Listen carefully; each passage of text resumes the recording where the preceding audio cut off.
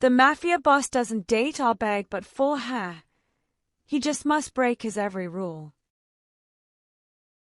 Glenn Spann steps into Eileen Gray's apartment with his pulse beating hard in his ears. The place is torn apart. Her books are scattered across the floor, her lamp smashed, and in his hand is a ripped piece of her vintage dress. His fingers shake so badly he can barely hold it. Glenn has stared down armed men without blinking, but right now fear hits him with a force he never knew he could feel. He walks deeper into the silent room, every breath tight in his chest. Eileen, the shy waitress who once smiled at him like he was more than his name, is gone. The woman who made him feel human for the first time in years has been taken from the one place he thought she was safe. Glenn drops to his knees, gripping the fabric as if it's the last part of her he has left. He knows this moment changes everything. His rules meant survival. No dating. No weakness. No begging. But none of that matters now. He will face every enemy, trade every piece of power, and give up the world he built if it means bringing her back. My dad always believed in me hitting 10,000 subscribers, even from his sickbed. I don't want to give up on his hope now. If you'd like to support my journey, please hit that subscribe button. Your subscription would mean more than you know. Glenn Spann grew up in the 9th Ward, a place where survival depended on learning fast, staying alert, and keeping your guard high. By the time he was 13, he understood that no one was coming to save him. By 20, he had closed the door on the boy who once hoped for a simple life. Instead, he became the man people whispered about, quiet, collected, and always 3 steps ahead. He never chased attention, but power found him anyway. At first, it was small favors for people who needed problems handled. Word spread about the tall young man with sharp instincts and an unshakable presence. By 25, he was negotiating control of docks along the Mississippi River. By 30, every important name in New Orleans respected him, feared him, or wanted something from him. He built his world on a few rules that he never broke. Never date. Never show weakness. Never let emotions interfere with business. Never beg. These rules made him untouchable, the type of leader who could settle conflicts with a look. While others raised their voices, Glenn kept his tone low and firm. People listened anyway. His reach stretched from the French Quarter to the river ports. He owned restaurants in the Garden District and a high-end jazz club on Frenchman Street called the Velvet Room. Some businesses kept his influence visible. Others operated quietly in the background. Everything ran with precision because he chose the right people. At the top of that list was Vincent Russo, his second-in-command. Vincent had been with him for over a decade. He spoke loudly, laughed easily, and followed Glenn's orders without question.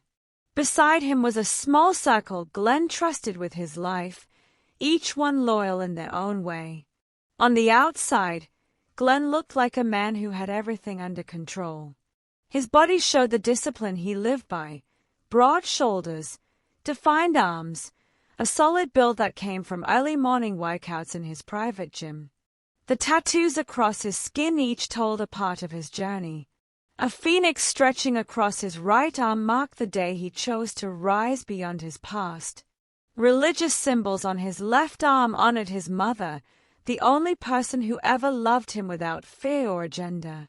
Her death 5 years earlier was the one thing that ever shook him. She had slipped away quietly, holding his hand in her hospital room. Her final words stayed with him, no matter how hard he tried to shut them out. Don't close your heart forever, Glenn.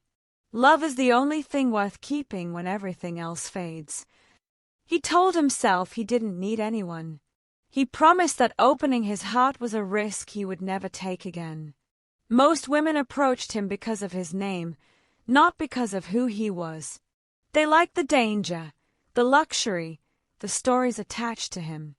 All encounters stayed the same: short, emotionless, and forgettable. Not because he disrespected them, but because he refused to feel anything that could weaken the world he built.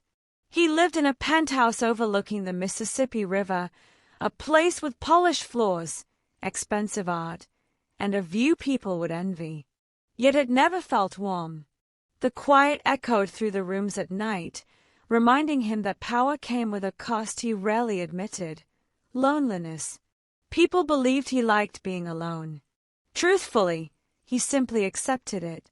The city saw him as a force that could not be touched, but when the nights stretched on, Glenn felt the weight of a life built on distance.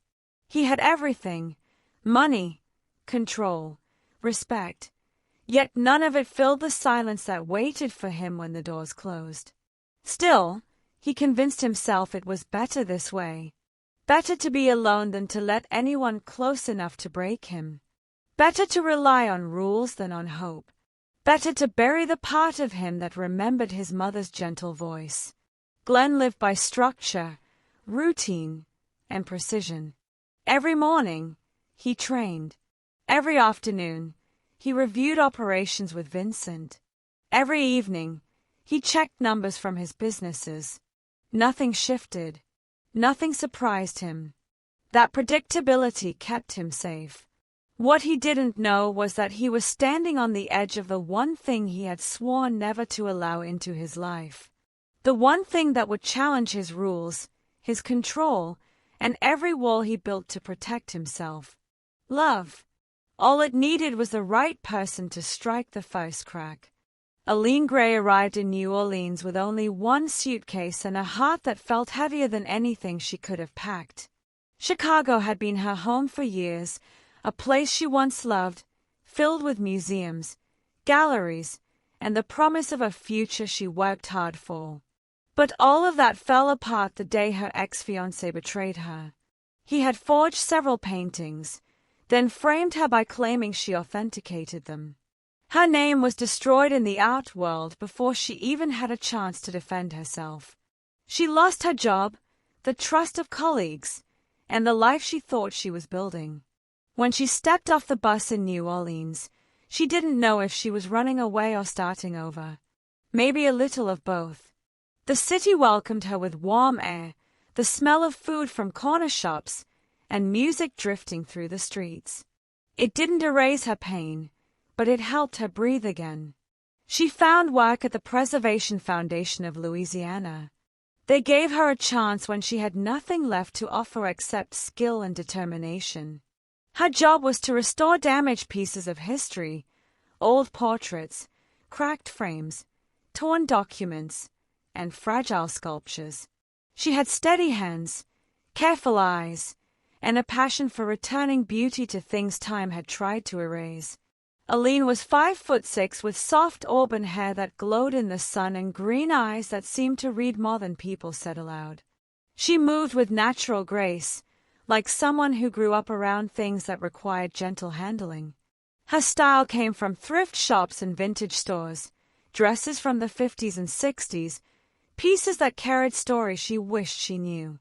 She never dressed to stand out, but she always did anyway. There was something honest about her beauty, something warm and unforced. People felt comfortable around her without understanding why. Her philosophy guided everything she touched.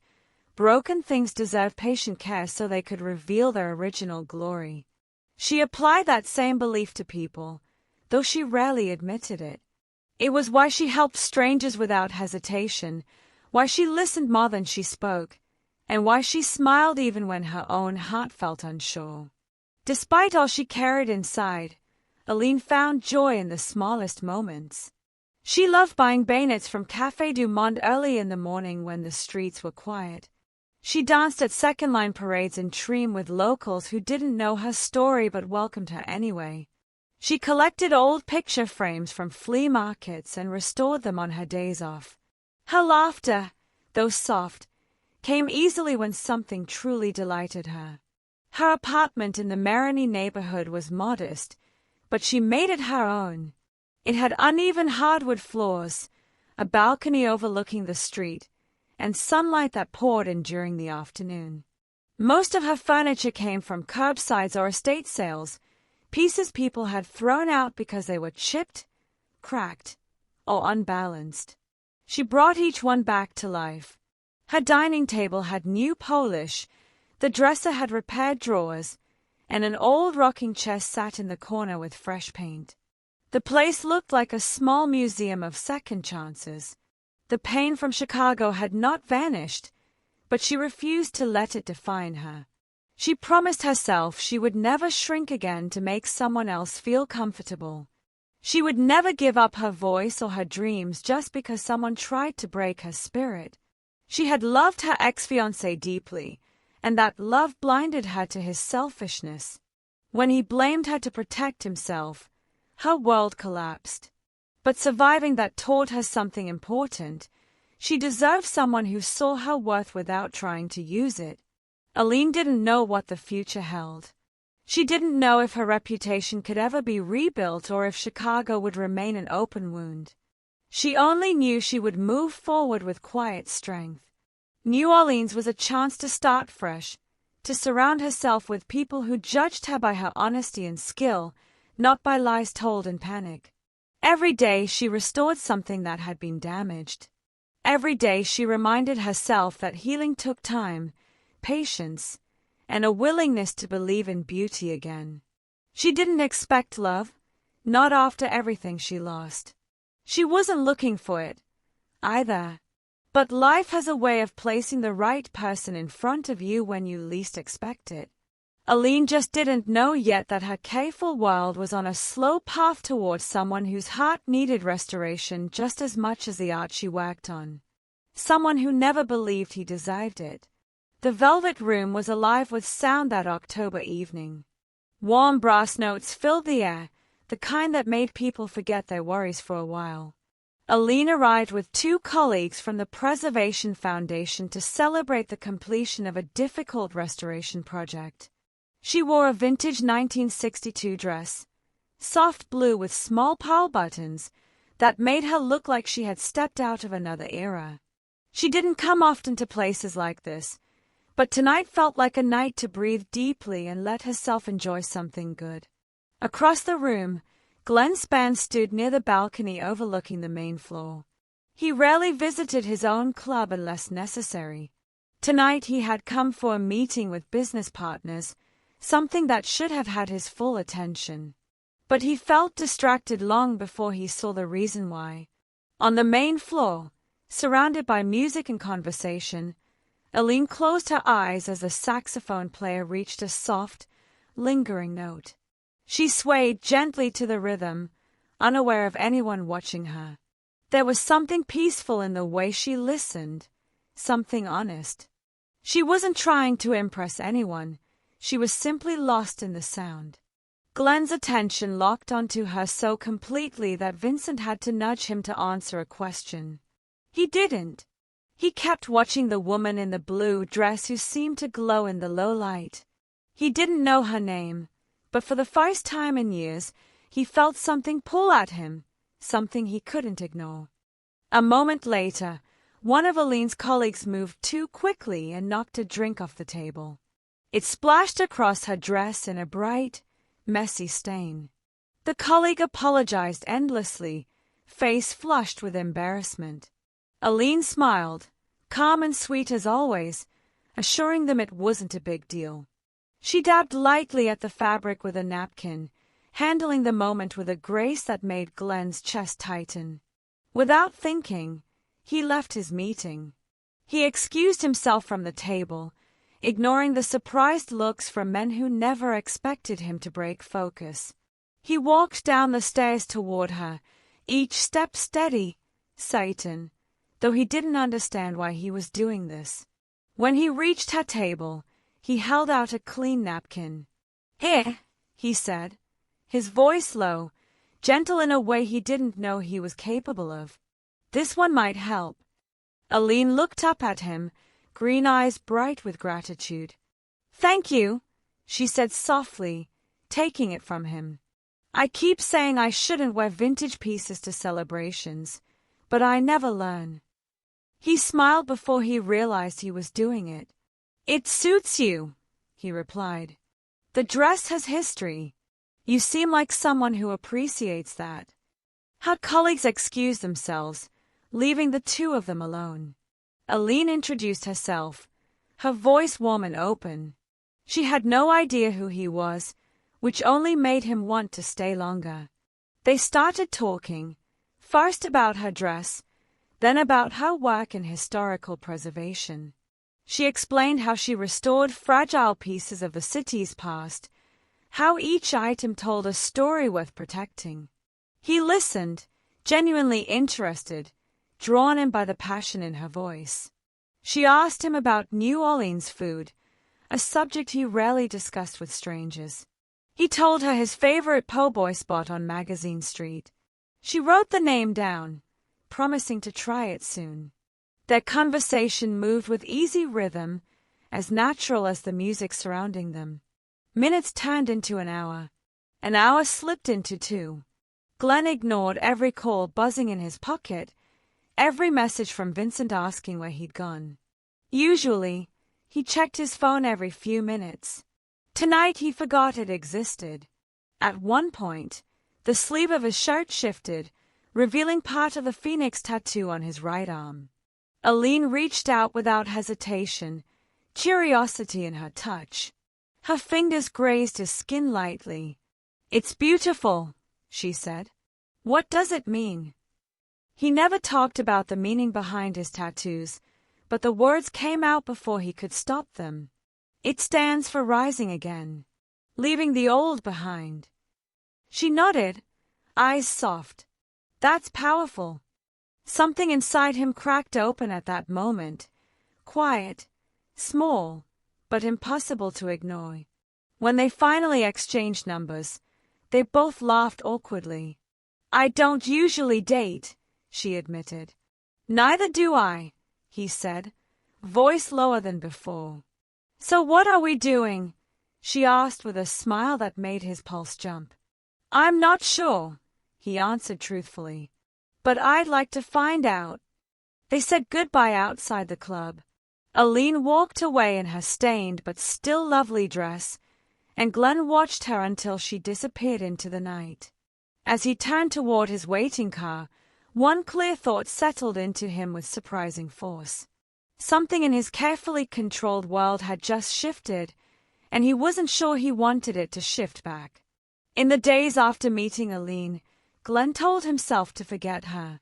It should have been simple. He had ignored countless women before, pushed away interest, dismissed feelings the second they appeared. But no matter how much he tried to return to his routine, she stayed in his mind. He remembered the way she listened, the way she smiled, the gentle curiosity in her touch when she traced the edge of his tattoo. Every instinct warned him to step back. Every rule he had built screamed that this was a mistake. Yet the thought of never seeing her again felt heavier than anything he wanted to admit. On the third night after their meeting, he broke his own rule. He called her. The moment she answered, her voice soft and welcoming, something inside him eased in a way he didn't understand. Their conversation flowed naturally, warm and unforced. By the end of the call, he asked her to have dinner with him. When she said yes, he felt a spark of something he hadn't felt in years. Their first official date took place at Commander's Palace in the Garden District. Aline walked in wearing a simple cream-colored dress and a shy smile that made his breath catch. He had been to the restaurant many times, always for business, never for something that mattered to him personally. That night felt different. For the first time, the place didn't feel cold. During dinner, he found himself talking about his mother. He rarely shared memories of her, but with Aline, the words came naturally. He told her about the way she hummed while cooking, the way she prayed for him every night, the strength she carried despite life's challenges. As he spoke, Aline reached across the table and held his hand gently, offering comfort without pity. He didn't pull away. He let her hold him because it felt right. Aline opened up too. She told him about Chicago, about how deeply she trusted her ex-fiancé, and how he used that trust against her. She described the pain of watching her reputation fall apart and the loneliness that followed. But she also spoke about her determination to rebuild her life, her refusal to let someone else define her worth again. Glenn listened intently, protective anger building inside him, not because she needed a savior, but because she deserved better than what she endured. In her story, he recognized a familiar pattern. They had both built walls to survive. The difference was clear, though. Her walls still allowed light through. His was solid and cold, blocking out everything. Their second date took place at Audubon Park. Glenn took her to spots from his childhood, places no one else had ever seen. He showed her the tree he used to climb, the bridge where he spent quiet afternoons thinking about the future he wasn't sure he'd ever have. Aline listened closely, smiling whenever he shared pieces of the boy he once was. She didn't judge his past or the rough edges of his upbringing. She simply saw him. Their third date happened at City Park. They walked through the sculpture garden and visited the New Orleans Museum of Art, where Aline excitedly pointed out pieces she admired. She spoke about restoration techniques, showing him details most people would overlook. Glenn watched her light up as she talked about her work, the passion in her voice pulling him in deeper.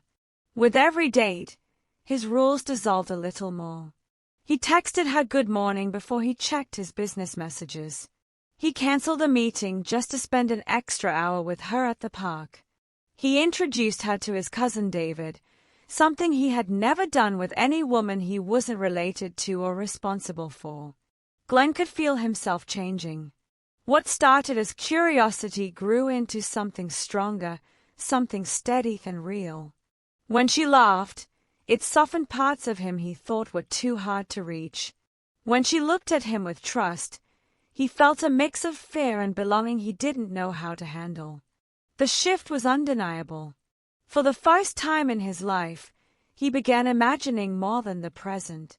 He started thinking about a future, one that included her. The idea scared him, but it also grounded him in ways power and success never could. He had broken every rule that once kept his world controlled. But losing control didn't feel dangerous anymore.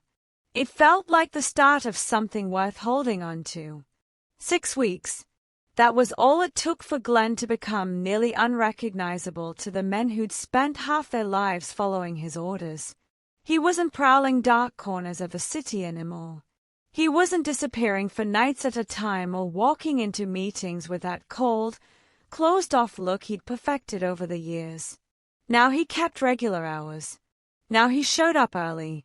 Now he sometimes left early, because Aline had mentioned making gumbo, or because she'd had a rough day at the gallery and he wanted to be there before she got home. To Vincent Russo, that alone was enough to call for an intervention. They met in Glenn's office overlooking the river, late afternoon light slipping through the blinds. Vincent shut the door with more force than necessary. "This woman is making you soft," he said without sitting. "Every enemy we have is watching for weakness." Glenn didn't respond at first. He simply leaned back in his chair, fingers tapping lightly, jaw tight. The comment wasn't new. It wasn't even unexpected. But hearing it out loud hit a place he didn't want to acknowledge. "She's not a weakness," Glenn finally said. "She is," Vincent countered. "Not because of who she is, but because you care. That's what turns a man into a target." For the first time in years, Vincent saw something flicker across Glenn's face. Uncertainty. Not fear for himself. Fear for her. That conversation stayed with him, replaying in his head through the following days. He noticed every small shift in his own behavior, the way he smiled when Aline texted him, the way he caught himself daydreaming in meetings, the way he hated leaving her apartment even for a few hours. He felt happy. It was foreign, and in his world, dangerous. By the sixth night of hearing Vincent's warning echo in his mind, Glenn made a decision that hollowed out his chest. He had to let her go. Before his world contaminated hers, he drove to her Marigny apartment after sunset, the air humid and heavy, the streets quiet. He expected her to be reading, or cooking, or humming some soft tune under her breath. But when he stepped inside, the place was dim, lit only by a small lamp and the glow from a half-restored canvas propped on her table. She stood over it, a light smear of paint on her wrist, brow furrowed in concentration. The painting looked like it had been through hell, rips, water stains, warped edges, but she was bringing out colors hidden under the damage. "You're early," she said without looking up. "I'm trying to save this one. Some folks said it wasn't worth the effort." Glenn swallowed hard, watching her fingers move delicately across the battered canvas. "Everyone thought it was worthless," she murmured. "But underneath there's something beautiful. You just have to be patient enough to uncover it." It wrecked him. Completely. He stepped closer, hands shaking slightly. "Aline, we need to talk." She paused, then turned toward him fully, sensing the shift in his tone. "Okay. What's wrong?" "I'm not who you think I am," he began, forcing each word out. "My businesses, they aren't completely legitimate. I've done things that put anyone close to me in danger." She didn't flinch, didn't step back, didn't look shocked. Instead, she folded her arms gently, studying him with eyes full of quiet understanding. "Glenn," she said softly, "I looked you up after our third date." He froze. "I'm not stupid," she continued. "A man with your money, your silence, your reputation. Of course I checked. I still wanted to see you. Because the man I know, the one who listens to my stories, who walks me home at midnight, who stands a little too close like he's afraid I'll dissipate, is real." He shook his head, voice rough.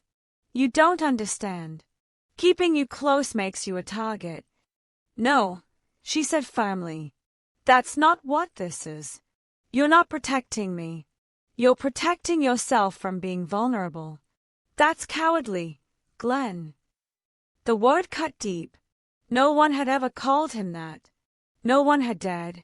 And the worst part, she wasn't wrong. He opened his mouth to argue, but emotion hit him too fast, too powerfully. His throat tightened, vision blurring. He tried to turn away, but Aline stepped forward and caught his face in her hands. "Look at me," she whispered. He couldn't. His defenses, built over years, brick by brick, split apart. The tears he'd held back since he was a boy finally broke free. He'd buried grief, betrayal, rage, loneliness, all of it under a hard shell.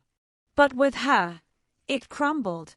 Aline pulled him close until his forehead rested against her shoulder. She didn't say anything at first.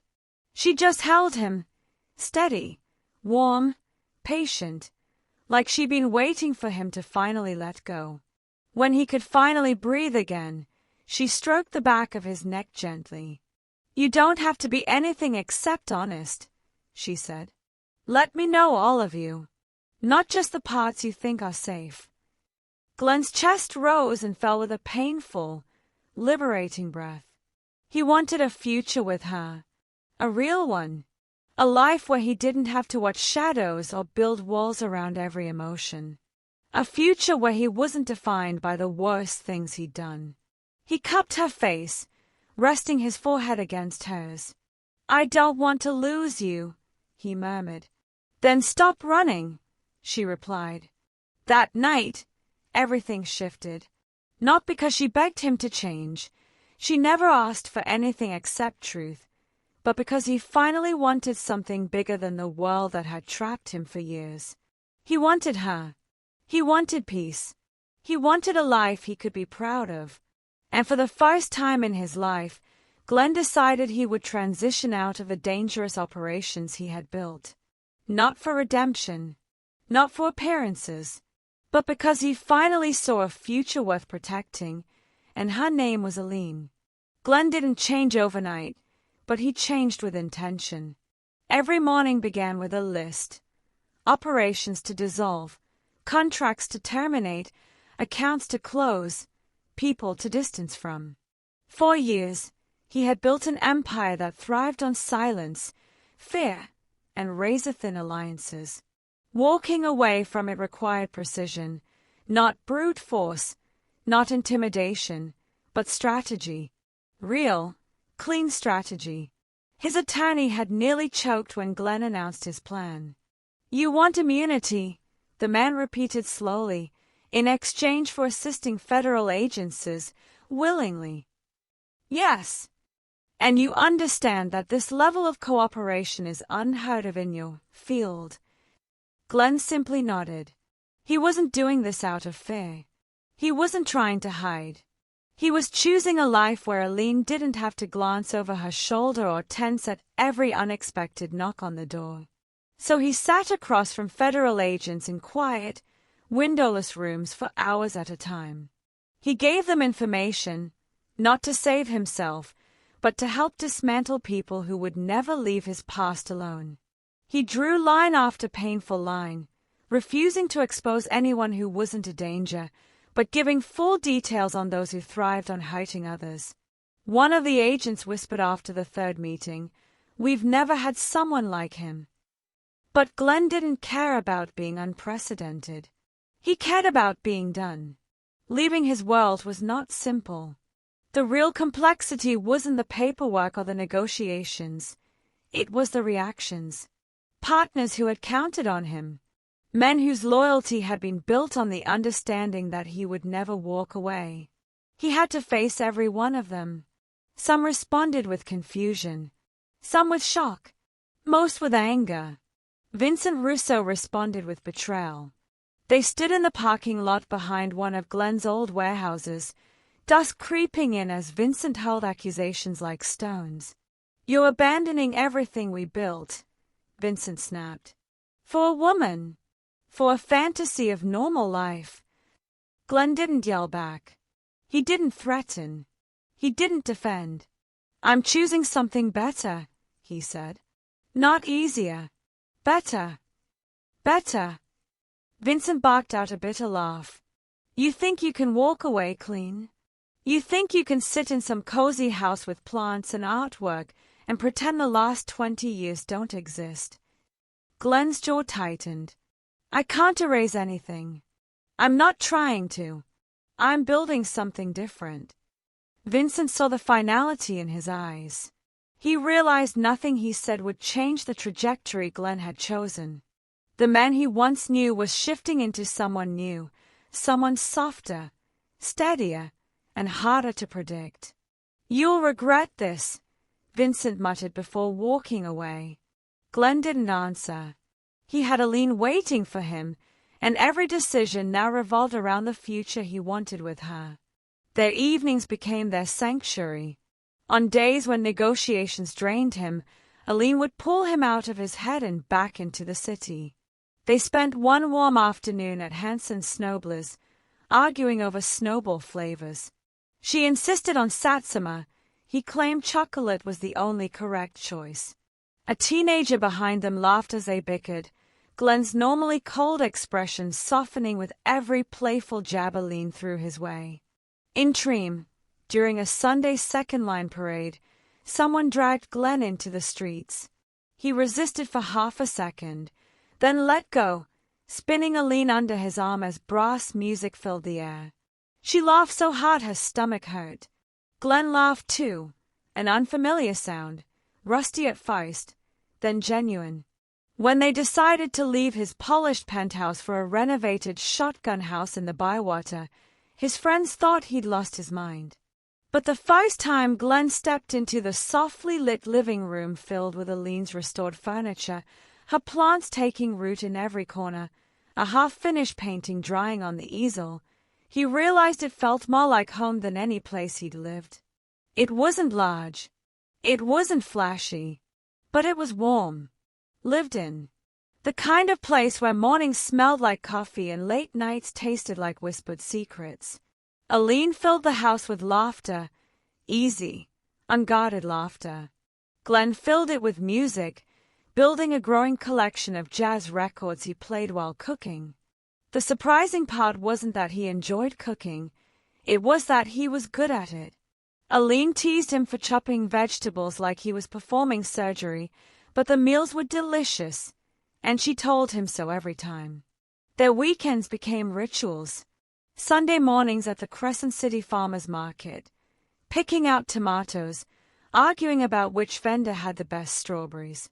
Evening walks along the Mississippi River levee, Aline's hand tucked into his, the wind tangling her curls as he brushed them back gently. It was ordinary life, beautifully, deeply ordinary, and she cherished every second. Glenn didn't say it, but he cherished it more. Months into their new rhythm, Glenn flew with her to Chicago to meet her family. Her mother greeted him with warmth. Her siblings were curious but welcoming. Her father, quiet, towering, with a stare almost as intimidating as Glenn's, spent the first hour barely speaking. Over dinner, he finally asked, "Do you care about my daughter?" "Truly." "Yes," Glenn replied without hesitation. "Can you protect her without controlling her?" Glenn nodded. "I know how to guard people without caging them." Her father studied him for a long moment, then offered a slow nod, the closest thing to approval Glenn could have asked for. Later that night, Aline slipped her hand into his. "He likes you," she whispered. "That was him liking me." Glenn replied dryly. She grinned. That was high praise. A month later, Aline met Glenn's extended family, cousins, aunts, uncles, and his cousin David, who'd always been more like a brother. They embraced her immediately. David pulled Glenn aside at the end of the night. "You're different," he said. "Lighter. Keep her close." Glenn didn't have to respond. David already knew. With every step he took away from the life he once ruled and every step he took toward the life he was building with Aline, Glenn felt something new settling into his chest. Not fear, not pressure, not the weight of reputation. Hope. The threats began quietly, as if the shadows of Glenn's past were testing the edges of his new life. At first, Glenn didn't tell Aline. A text message sent to an unlisted number. A photo of her workplace accompanied by a single warning, "Stay in your world or lose everything." He changed routes, increased security, and tightened his schedule. But the people watching him could sense his shift. His withdrawal from illegal operations wasn't viewed as retirement, it was seen as betrayal. Word spread fast. Men who once raised glasses with him now whispered about leverage, punishment, and examples. His cooperation with federal authorities didn't stay hidden for long. Some thought he might testify against them, even though Glenn had made clear he wouldn't expose anyone who wasn't a threat. But fear creates its own stories, and those stories fueled the anger rising against him. The second threat came 3 days later. Aline arrived at the Preservation Foundation of Louisiana, unlocking her office door to find a message sprayed across the floor in harsh black paint. "You picked the wrong man." Glenn rushed there before the police finished taping off the area. Aline stood near the doorway, her face tight but not shaken. When Glenn reached for her, she stepped into his arms without hesitation. "This won't happen again," he said. But even as he spoke, he knew he couldn't promise that. That night, a brick was thrown through her apartment window. The glass shattered across her living room floor, landing near one of her half-restored chairs.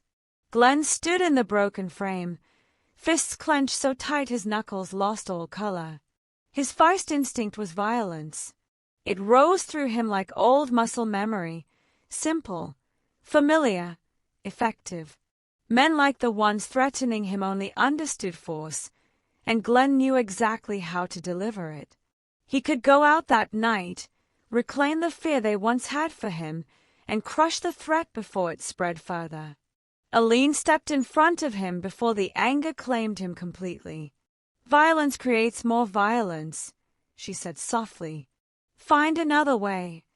Glenn shut his eyes, breathing hard. "They're targeting you. I can't let that continue."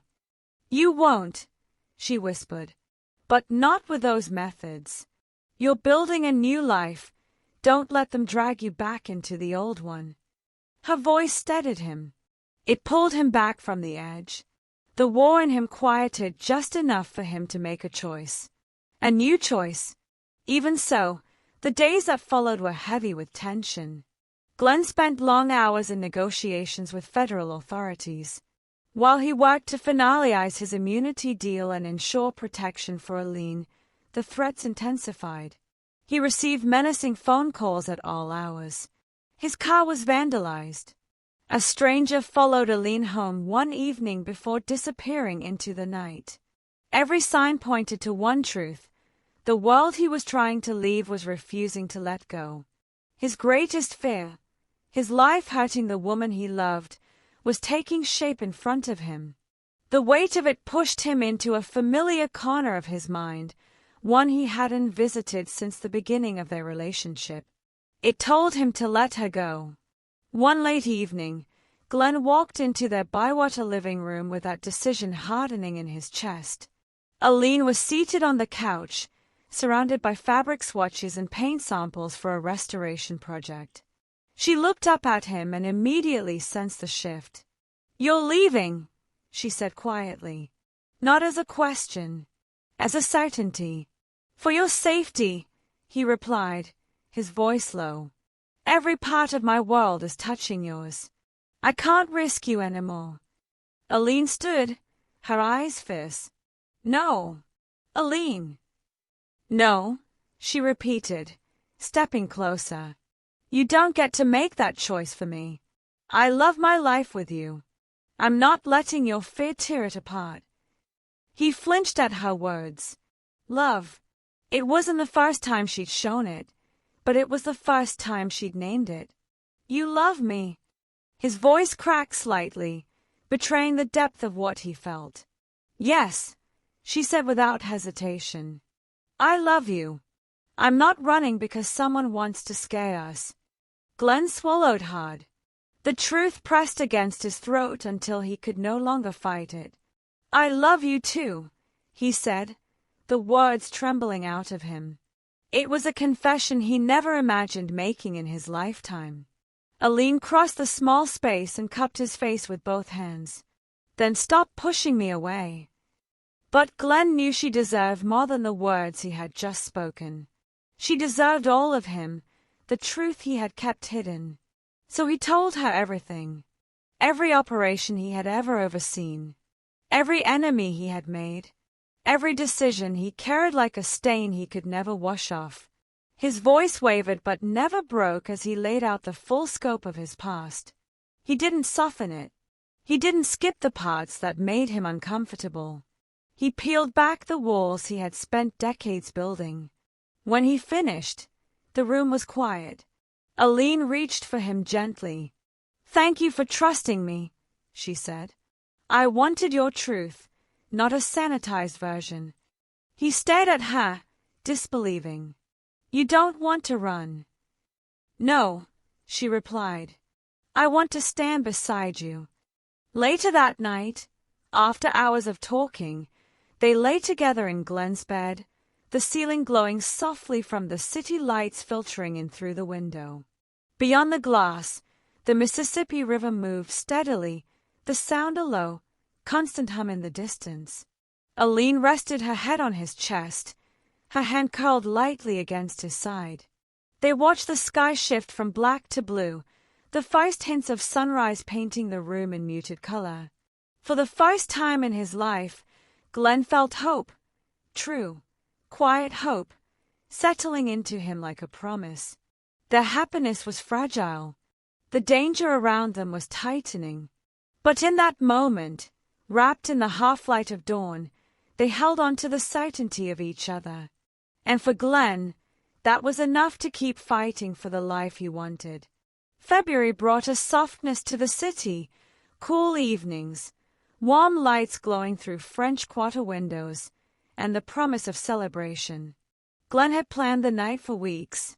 6 months together. 6 months of choosing each other through chaos, fear, and hope.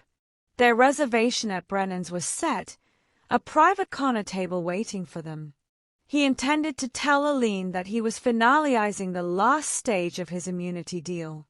That soon, they could leave danger behind for good. He parked outside her Marigny apartment with a bouquet of white camellias on the seat beside him. She loved their quiet beauty, flowers that didn't demand attention yet still felt meaningful. He grabbed them, walked to her door, and knocked lightly. No answer. He tried again. Still nothing. A cold tightness spread through his chest as he reached for the doorknob. It turned too easily. The door was slightly open. The moment he stepped inside, it felt as if the world narrowed to a single terrifying point. Her living room showed subtle signs at first. Her phone on the floor, her purse spilled out, a chair pushed back as though someone moved too quickly. But the deeper he walked, the worse it became. A broken frame on the ground. A small streak across the tile. A torn piece of fabric he recognized as part of her top. Aline was gone. The bouquet fell from his hand, landing silently on the floor. For the first few seconds, Glenn couldn't breathe. His mind filled with every warning he'd ignored, every threat he'd dismissed. The fear he had carried so quietly now crushed him all at once. He moved fast after that. Calls were made. Every contact he had, legal, illegal, retired, active, old allies, old enemies, heard his voice that night. Federal agents arrived within minutes, this time not as rivals but as partners. They understood the urgency. They knew what certain men were capable of. They knew how quickly things could go wrong. Glenn didn't wait for strategy meetings or drawn-out planning. He tore across New Orleans with a fury that stripped him down to the core. The man who once made decisions with icy calm was now driven by something deeper and stronger, love mixed with terror. He stormed through the warehouse district, questioning anyone who owed him a favor. He moved through Mid-City, the Lower Garden District, and New Orleans East. Some doors opened willingly. Others opened because Glenn didn't give people a choice. He wasn't violent, but he was unstoppable. His voice alone carried so much force that men who once challenged him now stumbled to provide answers. 8 hours passed in a blur of sirens, informants, dead ends, and sudden leads. A traceable van. A name muttered by a frightened runner. A pattern in the movements of men desperate enough to retaliate. When the final location surfaced, Glenn was already moving before anyone finished the sentence. An old warehouse near the Industrial Canal. A place forgotten by most, but remembered by the kind of people who had taken her. By the time the convoy reached it, federal vehicles mixed with Glenn's own loyal crew, every part of him was locked into one truth. She was alive, and he would reach her. The operation was coordinated through legal channels this time. No bloodshed. No shortcuts. Agents surrounded the building. Glenn was granted permission to enter with them, but only after promising he wouldn't act on impulse. His heart pounded so hard he could hear it in his ears. When the doors were forced open, the darkness inside revealed movement. 3 men caught off guard, their plan interrupted before it could reach its cruel purpose. Agents subdued them quickly. Shouts echoed through the empty space, feet hitting concrete, metal clattering to the ground. But Glenn saw none of it. He saw only one thing. Aline. She sat tied to a chair near the center of the warehouse, wrists bound, a bruise forming across her cheek. But her eyes, those steady green eyes, were fierce. Even through fear, she held herself tall. When she saw Glenn, her breath caught with relief. He rushed to her so fast he barely remembered crossing the distance. His hands shook as he worked through the rope, freeing her wrists, touching her face, brushing away her tears. She leaned into his touch as if anchoring herself back to safety. "You came," she whispered. "I'll always come," Glenn said, his voice breaking. "I swear, I'll always come." Paramedics arrived within minutes to check her injuries. Glenn never let go of her hand. Not once. He stayed at her side while agents took statements, while the arrested men were escorted out, while lights flashed against the warehouse walls. Everything he had built, everything he had fought to leave behind, none of it mattered next to the sight of her shaking hand slowly resting in his. In the ambulance, Glenn sat beside her on the narrow bench as they drove to the hospital. Her fingers curled around his. "I'm done," he said softly, staring at her with a raw honesty he couldn't hold back anymore. "I'm completely out. I'm not going back, not for any reason. I'm building a life where this never touches you again." Aline was exhausted, her voice faint but certain. "I don't want excitement. I don't want danger. I want ordinary with you. Boring dinners, mundane arguments about who forgot to buy coffee. Maybe a dog. Maybe kids one day. I want something beautifully, perfectly ordinary." Glenn bowed his head as emotion surged through him. He kissed her knuckles. "I'll build it for us. I swear to you, I'll build it." She leaned into him, closing her eyes, trusting him with everything she had left. The sirens outside faded into the night, and for the first time in hours, Glenn allowed himself to breathe. Aline was safe, alive, with him, and nothing in his past was ever going to pull her away again. 2 years can change a city, a man, and the direction of an entire life. For Glenn, those years became the proof that choosing love wasn't a weakness but a turning point. The shift began the morning after the warehouse rescue, when he signed the final agreement with federal authorities. Full cooperation. Major arrests. No more half measures. No more quiet deals in the shadows. He walked into every meeting with the understanding that he was helping put away people far more ruthless than he had ever been. He wasn't proud of his past, but he was determined that the worst parts of it would at least protect his future with Aline. His immunity came with conditions, strict ones. Every minor infraction had to be disclosed, every old tie cut clean. In exchange, he received something he never thought he'd earn: protection. A safe bridge from the world he was leaving behind to the one he wanted to build. The agents assigned to him were firm but fair, surprised by how committed he was. Glenn never missed a meeting, never gave half an answer, never hesitated. Dissolving old partnerships was harder. Some associates accepted it, others didn't. But Glenn never wavered. He walked into boardrooms once filled with tension and declared that everything illegal was done, dismantled, gone. What remained were the seeds of legitimate ventures: his clubs, his restaurants, his real estate properties. He poured everything into turning them into something that wouldn't just make money but would serve the community that raised him. The Velvet Room expanded into a venue that celebrated local talent. The restaurants shifted into neighborhood favorites, known for warm service and Glenn's new obsession with perfect recipes. His real estate investments turned toward affordable housing, giving families a chance at stability he'd never had. But the most surprising change wasn't in the businesses. It was in the way people looked at him. Young men and women from backgrounds like his started showing up at the Velvet Room, not for trouble, but for guidance. Glenn never advertised himself as a mentor. But word spread. People knew he'd survived a life that consumed most. They knew he'd found a way out.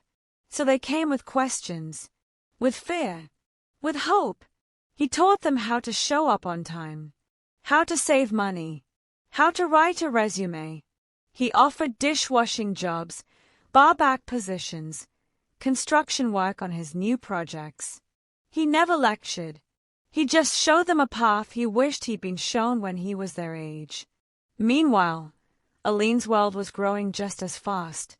Her restoration projects gained national attention, magazines, interviews, invitations to speak at conferences. Her studio in the Bywater became a small, sunlit haven filled with tools, swatches, brushes, and the quiet hum of people learning the craft she loved. She began teaching classes, determined to keep restoration alive for the next generation. Her students adored her patience, her eye for detail, the way she spoke about history as something worth protecting. Their Bywater home became the heart of everything. Aline filled it with restored furniture she'd rescued from estate sales and thrift shops. Plants flourished in every corner. Jazz records lined the shelves. On Sundays, David brought his loud, loving family, filling the house with laughter and kids running everywhere. Jazz musicians dropped by after shows. Aline's colleagues came for dinner, leaving amazed at Glenn's cooking. Coq-au-vin 1 week, jambalaya the next. In the quiet moments, the life they had dreamed of began to take shape. Early mornings at the Crescent City Farmers Market, Glenn carrying bags of produce while Aline picked herbs with the seriousness of a surgeon. Evening walks along the levee, watching tugboats cut across the river while the sky softened into blues and purples. Jazz brunches in Treem where they held hands under the table, savoring both the music and the privacy of their shared world. Glenn started to understand something he'd never expected. Legitimate success felt different. It didn't tighten his chest. It didn't demand fear or intimidation. It felt steady. It felt earned. It felt like building instead of surviving. He supported local musicians by giving them steady gigs. He hired single mothers needing second chances. He funded repair projects for elders whose homes were falling apart. For the first time, Glenn felt like the man his mother had always hoped he'd become. Not a ghost in the shadows. Not a name people whispered about. A man who made his neighborhood stronger instead of weaker. A man who smiled more. A man proud of the life he was building. Aline saw every step. She celebrated every milestone with a kiss on the cheek, a warm hug, or a whispered, "I'm proud of you." Her belief in him never wavered, not even on the days when his past weighed heavy. She knew the man standing in front of her was working every single day to deserve the love they shared. The shift was visible to everyone who knew them. Glenn walked differently, lighter, grounded. His eyes softened when Aline entered a room. He kept a hand on the small of her back in crowds. He cooked dinner most nights, turning everyday meals into little love letters. In those 2 years, the beautiful ordinary life Aline once dreamed of became real. Not perfect, not flawless, but lived with intention, built with care, and rooted in the kind of love that grows deeper with time. And Glenn, once convinced he was destined for isolation, finally understood the truth. Freedom didn't come from power or fear. It came from being known, loved, and accepted by the one person who saw his potential long before he did. 2 years after the night everything nearly slipped through his fingers, Glenn found himself pacing the length of his office in the Velvet Room, checking his watch for the 4th time in 10 minutes. He'd handled negotiations that would have turned most people pale. He'd faced men who wouldn't blink at threats. Yet nothing, absolutely nothing, had ever rattled him the way this did. He was going to propose. The thought alone made his pulse jump. He'd spent months quietly preparing, trying to figure out how to ask the woman who had changed his life to share the rest of it with him. But every plan he made felt too small or too dramatic or too forced. He wanted it to be perfect, because she deserved perfect. And for the first time, The man who always had a strategy couldn't trust his own judgment. Buying the ring nearly stopped his heart. He walked into the antique jeweler's with steady shoulders and a calm face, but inside he was shaking. The clerk greeted him warmly, unaware that the man in front of them had once stood on rooftops and walked through territory most people avoided even in daylight. Glenn cleared his throat and said, "I'm looking for an engagement ring," and his voice cracked. It took an hour of looking before he saw it. A vintage piece from the 1920s, Art Deco in design, an emerald surrounded by diamonds that caught the light in a way that made him think of Aline's quiet smile. It wasn't flashy. It wasn't loud. It was timeless, elegant, and full of character, just like her. The moment he held it, he knew. This was her ring. The clerk tried to show him others, but he didn't need them. He was done. He carried the ring everywhere for 3 days, unable to leave it behind. It sat in his pocket during business meetings, during morning coffee runs, during quiet walks down the Bywater streets. Every time he touched the box, his chest tightened. He wanted to ask her right away, but he also wanted the moment to be worthy of her. So he planned an elaborate proposal. He rented a Garden District mansion for an evening, arranged for live musicians to play her favorite slow jazz pieces, ordered roses, hundreds of them, to fill the courtyard where he intended to kneel. He coordinated with vendors, decorators, caterers. Everything was set with precision. But the night before the event, Glenn came home to something that stopped him in his tracks. Aline sat on the floor of their Bywater living room, her hair tied up, soft music playing in the background.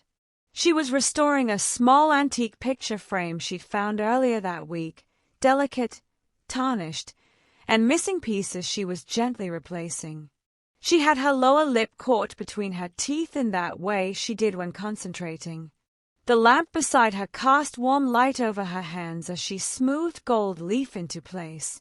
Glenn stood in the doorway, watching her without speaking. This was the woman he loved, not dressed up, not performing, not expecting anything from him. Just herself, fully herself, creating beauty out of something time had worn down. In that simple moment, the world shifted. The mansion, the musicians, the roses, none of it mattered. None of it felt like them. What felt real was this: the worn wooden floor under their feet, the soft click of her tools, the smell of coffee from the kitchen, the quiet rhythm of their life. Before he could think, the words left him. "Marry me." Aline froze mid-stroke, the tiny brush still in her hand. She looked up slowly, eyes wide, searching his face as if she needed to be sure she'd heard him right. Glenn moved before doubt could settle. He sank to his knees on the creaking wooden floor, right in front of her. His hands trembled slightly as he pulled the small velvet box from his pocket. "I had this whole thing planned," he said, breath uneven. "A mansion, a courtyard, musicians, roses everywhere." He shook his head. "But sitting here, watching you fix that frame, I realize this is what I want forever. This ordinary, beautiful life with you. This home, this peace, you." Her hand came up to her mouth. Her eyes shone. Glenn opened the box. "For you," he whispered. "Only for you. I'll beg, I'll plead, I'll give you every piece of me. You made me want to be better. So yes, I'm begging. Marry me." Her reaction wasn't a dramatic cry or a theatrical gasp. It was softer, deeper, a laugh that sounded like relief, tears that gathered instantly, joy that filled the room like warmth. "Yes." She breathed it first, then said it louder. "Yes. Always yes." His chest tightened so hard he had to steady himself. When he slid the ring onto her finger, something inside him clicked into place with a certainty he had never known. She wasn't just someone he loved. She was home. The place he belonged. The life he wanted. He leaned his forehead against hers, voice barely above a whisper. I broke every rule for you. Every single one. Aline cupped his cheek with her newly adorned hand, the emerald gleaming. Good, she said with a soft, teasing smile. Those were terrible rules. I'm glad they are broken. Glenn kissed her then, slow, reverent, full of everything he couldn't say. The life he'd built, the pain he'd survived, the future he wanted, all of it poured into that single moment. The mansion never saw its roses. The musicians never unpacked their instruments. The elaborate plan faded into nothing. What mattered was the proposal that happened on their worn wooden floor, surrounded by the life they created together. It was imperfect, unscripted, honest. It was them. 6 months after the quiet proposal in their Bywater living room, Glenn stood at the entrance of a New Orleans City Park botanical garden, steadying his breath. The evening light filtered through leaves and flowers, soft and warm, wrapping the small ceremony space in calm. The moment felt unreal, almost too gentle for a man who once lived on instinct and survival. But here he was, waiting to marry the woman who had rebuilt him from the inside out. Guests took their seats among the lush greenery and the Art Deco structures that gave the garden its character. It wasn't a grand wedding. It wasn't meant to be. Just family, a handful of close friends, and the people who had stood by them during the hardest transitions of their lives. Glenn adjusted the lapels of his tailored suit. The fabric fit him perfectly, but he'd refused to cover the tattoos along his arms and hands. He didn't want to pretend to be someone he wasn't. Today wasn't about hiding. It was about stepping forward honestly, fully, openly. When the music shifted, he looked up, and there she was. Aline walked slowly down the aisle, arm tucked into David's. Her dress was a simple vintage lace gown from the 1940s that she'd restored herself. The delicate fabric hugged her gently, soft and elegant without trying to impress anyone. She carried a bouquet of wildflowers, bright, imperfect, full of life. Her smile reached him long before she did. Glenn's throat tightened. He blinked once, hard. David felt the emotion in the air and whispered to Aline before placing her hand in Glenn's. Then he stood before them with a grin that didn't hide the pride he felt. He had gotten ordained online solely for this moment, and he reminded the guests of that fact twice already. I've never done this before, David announced, but I figured if Glenn can change his whole life, I can print an online certificate. Laughter eased the tension, but when the ceremony settled, silence wrapped around them like an embrace. Glenn took both of Aline's hands. His voice shook, but he didn't look away from her. I promise to let you teach me that not everything has to be controlled, he said, breath-catching. To be the man you see when you look at me. To love you loudly, proudly, and completely. Aline blinked back tears. She lifted her chin, steady and sure. I promise to be patient when your walls go up, she said softly. To see you, really see you. To build this beautiful ordinary life with you. To love all of you, always. There were quiet sniffles among the guests. Even David paused to wipe his eyes before clearing his throat. I now pronounce you husband and wife. The kiss wasn't dramatic or showy. It was slow, anchored, filled with the quiet certainty of people who had already chosen each other long before this moment. The reception took place at the Velvet Room, transformed for the night. Aline's restored antique decor mixed with Glenn's love of New Orleans culture, soft lighting, vintage pieces, and tables decorated with mismatched brass candlesticks. A jazz band played classics that drifted through the room like a warm breeze. The food wasn't fancy. It didn't need to be. Platters of po' boys, bowls of etouffee, fresh oysters, and dishes from Glenn's own kitchen covered the tables. People told stories, laughed loudly, toasted the couple, and danced until their feet ached. For their first dance, the band began playing What a Wonderful World. Glenn pulled Aline into his arms, resting his forehead against hers as they swayed. He whispered, "It is, you know. With you, it really is wonderful." Her smile lit up her whole face.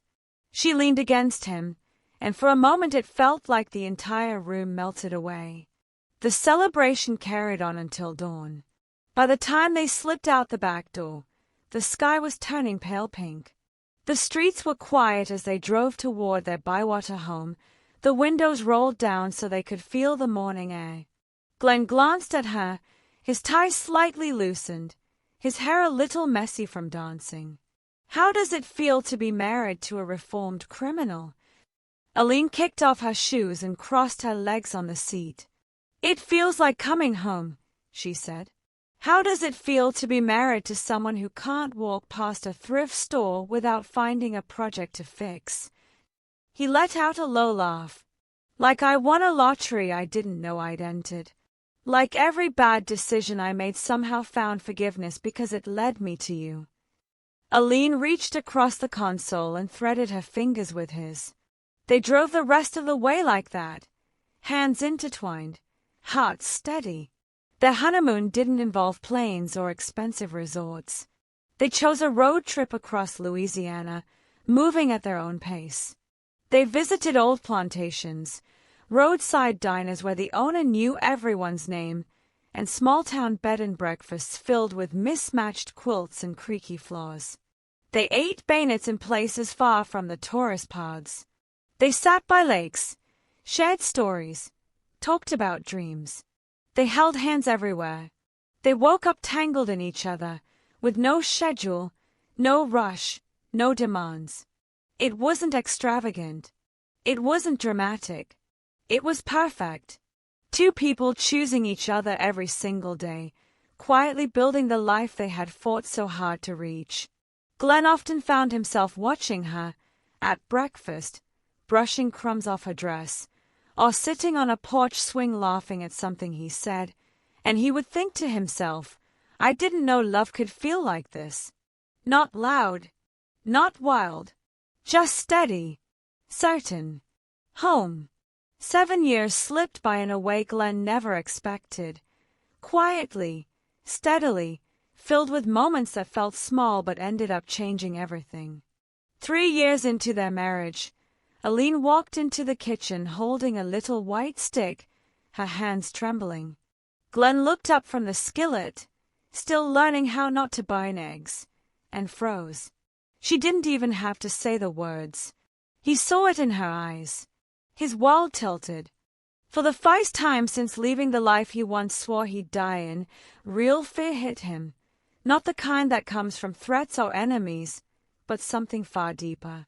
The fear that he might fail at something that mattered more than anything he'd ever held.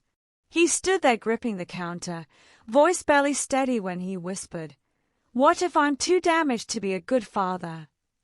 Aline stepped into him, palms warm against his jaw.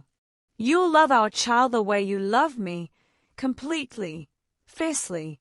That's all any child needs." And somehow, with her saying that, he believed it enough to try. 9 months later, in the same hospital where his mother had once scrubbed floors after night shifts, Marie was born. Glenn held her before the nurses could even finish their work, staring at her tiny features like he'd been handed something sacred. He wept openly, without shame, telling Aline over and over, "She looks like you. She's so perfect." They named her Marie after the woman who'd raised Glenn with more strength than she ever got credit for. Their daughter didn't just enter their lives, she rearranged them. Suddenly, Glenn found himself staying up through the night when she was feverish, humming off-key lullabies, pacing the living room with a toddler who refused to sleep unless she was on his shoulder. He learned the names of cartoon characters, learned that tea parties require wearing a plastic tiara, learned that his daughter's laughter could undo every knot his past had ever tied inside him. He became even more committed to the legitimate businesses he'd built. He wanted Marie to grow up proud. No shadows, no whispered warnings, no secrets. For the first time, he started documenting the truth of his journey in a journal meant for her someday. Not the details of his old life, but the choices he made to become the man she deserved. He wanted her to know the work it took, the courage, the stumbles, the moments he almost gave up but didn't. Aline blossomed too. Her restoration work became known throughout the city. Old pieces other people thought were ruined somehow came alive in her hands. Their little shotgun house filled with her art, her laughter, her stubborn determination to bring beauty back into whatever she touched. Marie inherited both of them. She had Glenn's steady stare, the one that made grown men back up, but she had Aline's gentleness too. She'd sit on the floor turning old picture frames over in her hands, trying to imitate her mother. Then she'd march outside to pick flowers with the same fierce determination Glenn used to negotiate business deals. The blend was perfect. Life wasn't flawless, and they never pretended it was. Glenn still had nights where he startled awake, heart hammering, pulled from memories he wished he could leave buried. Aline still had moments when the old betrayal she'd faced in Chicago whispered doubts she thought she'd outgrown. They argued over everyday things, budget decisions, who forgot to replace the milk, who was supposed to handle bedtime. But through it all, they talked, they worked, they held on to one truth. They were in this together. On their 7th anniversary, they returned to the place where they exchanged their vows, the botanical garden in City Park. Marie ran ahead of them, chasing butterflies and shouting about flowers she wanted to pick even though she knew she wasn't supposed to. Aline slipped her hand into Glenn's. He glanced down at her, noticing the faint paint smudge on her wrist from a project she refused to take a break from. "Do you regret it?" she asked softly. "Breaking all your rules? The life you left behind?" Glenn stopped walking. The weight of 7 years settled over him, not heavy, but full. He looked at Aline, then at Marie, then back again. "My only regret," he said, voice thick, "is the time I wasted believing I couldn't have this. You and Marie, you're my whole world." Aline shook her head gently. "I'm not your achievement. I'm your partner. We built this together." He smiled then, slow, quiet, the kind he used to think he wasn't made for. They continued down the path, fingers intertwined. Marie darted back toward them, grabbing both their hands before pulling them along with all the force her tiny body could manage. Glenn never imagined he'd be this man.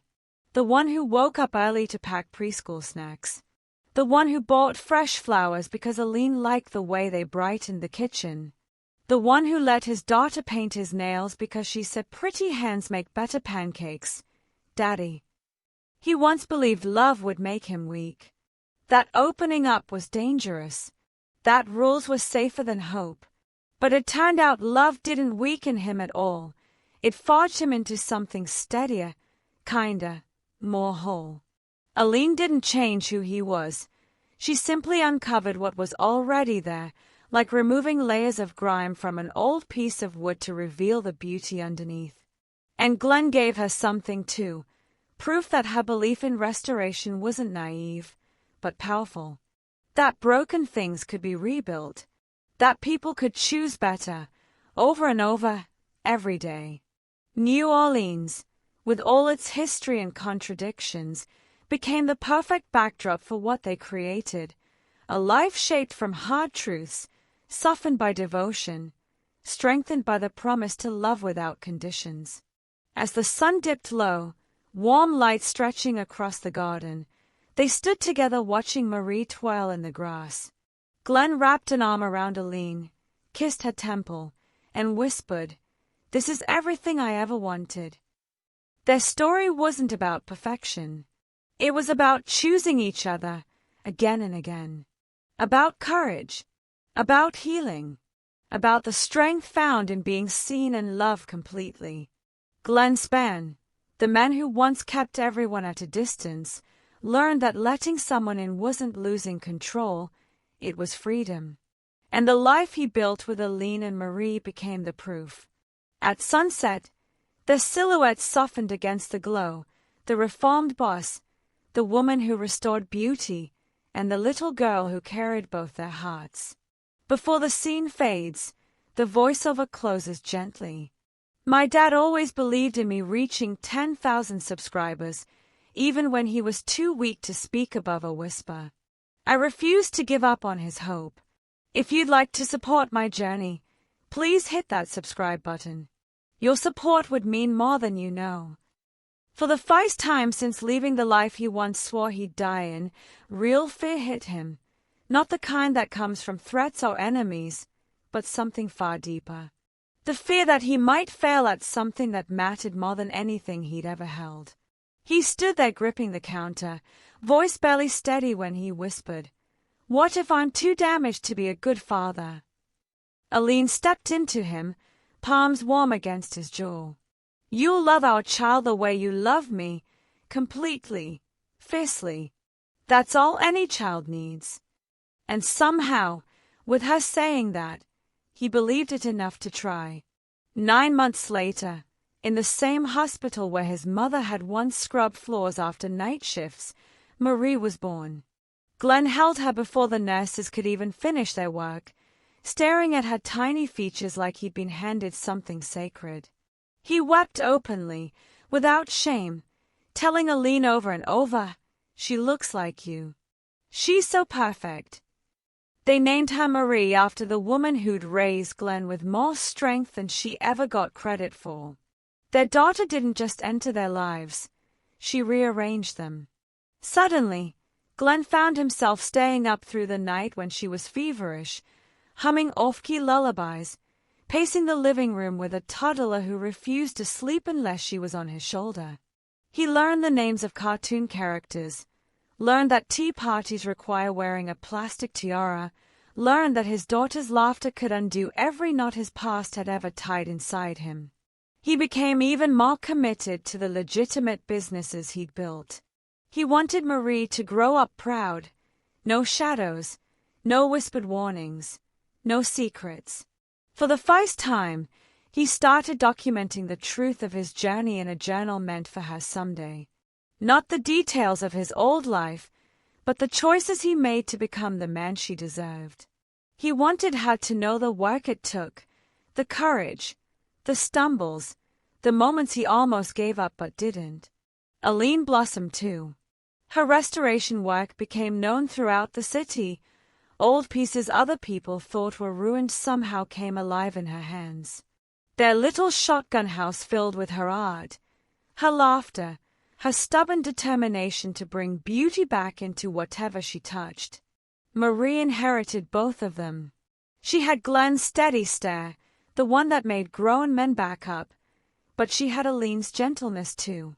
She'd sit on the floor turning old picture frames over in her hands, trying to imitate her mother. Then she'd march outside to pick flowers with the same fierce determination Glenn used to negotiate business deals. The blend was perfect. Life wasn't flawless, and they never pretended it was.